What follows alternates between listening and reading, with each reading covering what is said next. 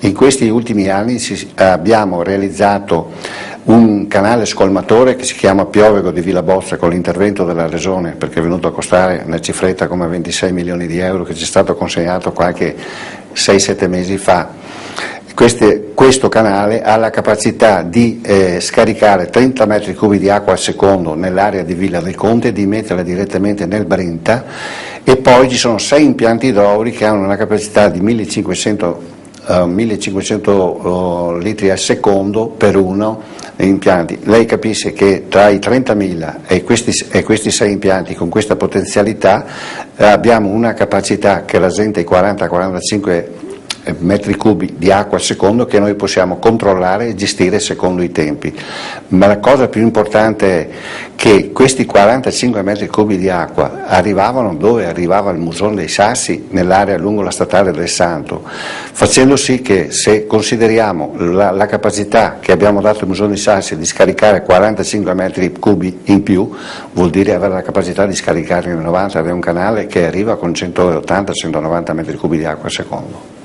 Ecco, interventi che vanno fatti, devono essere fatti, non sono più improrogabili, e voi lavorate anche in una zona, quella di vostra competenza, che è particolarmente delicata, perché siamo proprio nel veneziano, il termine ultimo di tutti i fiumi che passano per la nostra regione.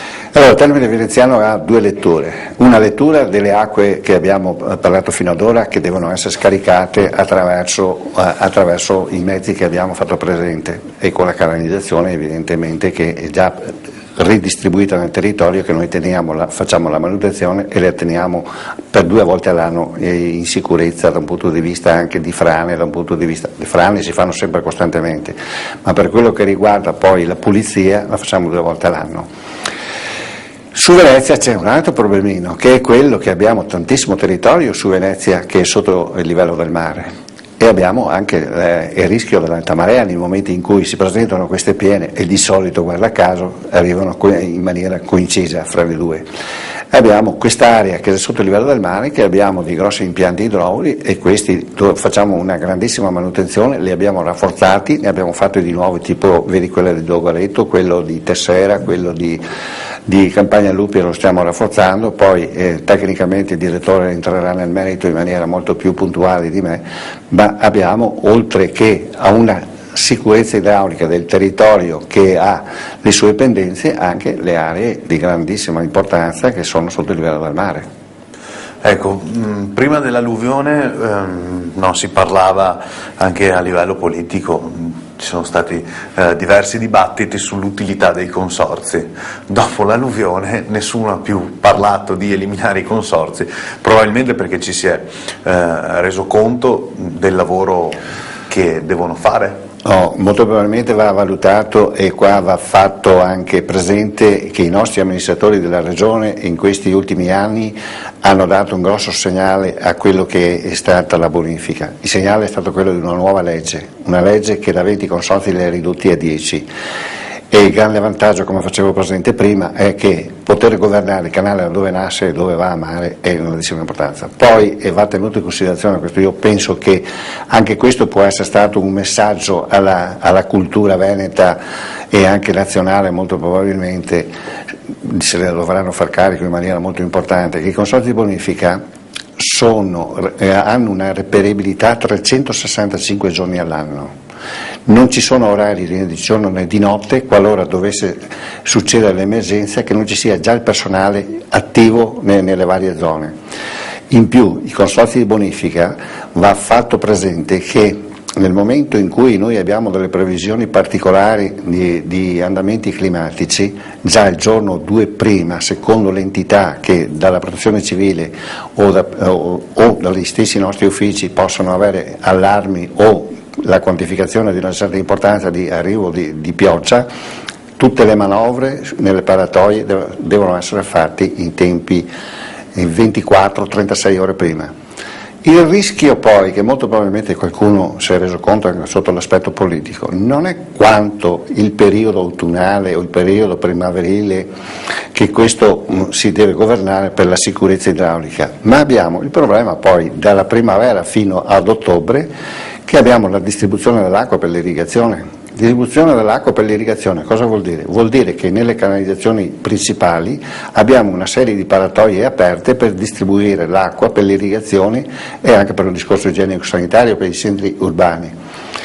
Qualora non ci fosse la presenza fisica immediata, queste paratoie sono aperte. Nel momento in cui arriva il grande temporale, se non fosse rifatto la manovra inversa, correremo dei rischi mica da poco, e la Regione su queste cose ha capito che la distribuzione del territorio e la sorveglianza, e poi le posso anche garantire un'altra cosa, l'assemblea prima dei consorzi era composta da 38 su ogni consorzio, oggi è di 20 eletti, e i 20 eletti sono 20 vigili del territorio, perché grande risultato è stato anche quello della legge, che ha fatto sì che all'interno dell'assemblea ci siano 3 sindaci, e di cui all'interno del CDA uno di 3 sindaci risiede.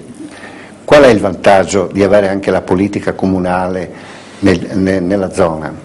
È quella di essere vicini e di capire l'impegno e l'entità e l'esigenza di intervenire, ma ci stiamo dando anche una cosa molto importante, che è quello che è un regolamento rurale per il rispetto e per la gestione delle fossature anche private. Siamo già a quelle, fra pochi giorni di approvarlo già a livello di assemblea, diventerà un documento per tutti i comuni, auspicando che diventi regionale, perché oggi il problema qual è? Quello di essere in grado di avere i recipienti per contenere la prima pioggia. Abbiamo visto la settimana scorsa, 2 settimane fa, le immagini terribili che arrivavano da Genova. Sono condizioni morfologiche diverse dalle nostre, però immagino sia importante anche intervenire nel centro delle città, perché insomma Treviso attraversata da fiumi, Padova città d'acqua, Mestre abbiamo visto in via Poerio intervento necessario perché insomma il fondo stradale sotto sappiamo c'è il fiume. Quanto importante è intervenire anche nei centri? Lei mi porta in un argomento molto importante, molto delicato. Noi purtroppo diciamo bene è avvenuto tutto quello che è stato lo svolgimento di questi anni delle nostre attività, della viabilità delle aree commerciali e tutto quanto. E questo cosa ha comportato? Ha comportato che il paesino, anche il paesino di 1000 abitanti, oggi è diventato un centro di 2000, 2500, 3000 abitanti a seconda dell'entità. Purtroppo non c'è un adeguamento alle acque bianche, alla canalizzazione delle acque bianche sufficiente, perché il più delle volte noi constatiamo che, e anche l'utente stesso, nel momento in cui si presenta la pioggia, questi caritori non sono all'altezza di ricevere tutta l'acqua e smaltirla, appunto perché lo sviluppo non è stato razionale, si è sempre innestato, ma non si è mai pensato che all'origine c'era bisogno, e in più bisogna incominciare anche da parte delle collaborazioni che sta facendo con gli enti locali, i comuni in maniera particolare, le province lo stesso. Anzi, con la provincia di Venezia c'è stato un convegno l'altro giorno con l'assessore dell'ambiente, dottor Paolo Valvai, che è il mio predecessore al Desile, dove che queste cose si intende veramente di lavorare insieme a far squadra, perché l'obiettivo è solo quello della sicurezza e della qualità del prodotto acqua. Insomma, abbiamo fatto questa panoramica sulle acque del veneziano e non solo.